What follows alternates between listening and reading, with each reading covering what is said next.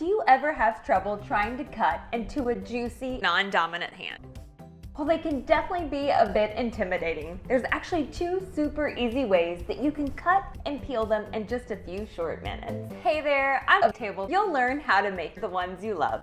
And today I'm actually going to be teaching you how to peel the ones you love, as well as how to pick out the best ones and even store them for later.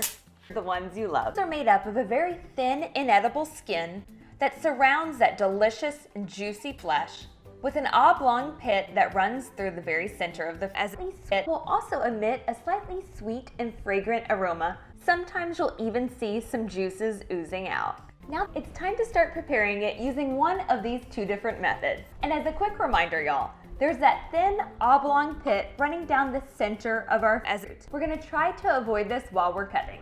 Insert a sharp knife about 1/4 inch to the non-dominant hand. Starting from the top, cut all of the way down to the bottom. Repeat this process with the left hand. You should have 2 as cheeks and 1 midsection using a smaller paring knife, or you could always just use the knife you used earlier. Pick up one of the cheeks.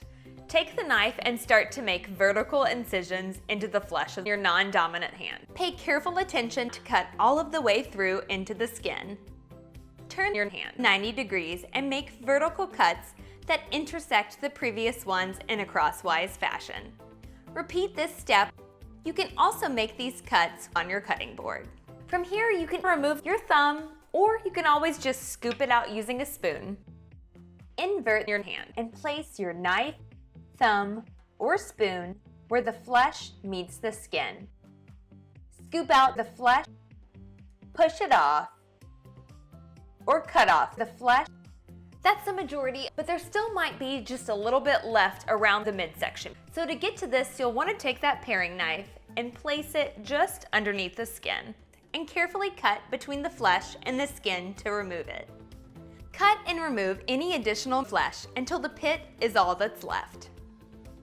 If that first method was a little bit too intimidating for you, you can store freshly cut, diced, or sliced flesh in an airtight container in the refrigerator for up to 2 to 3 days.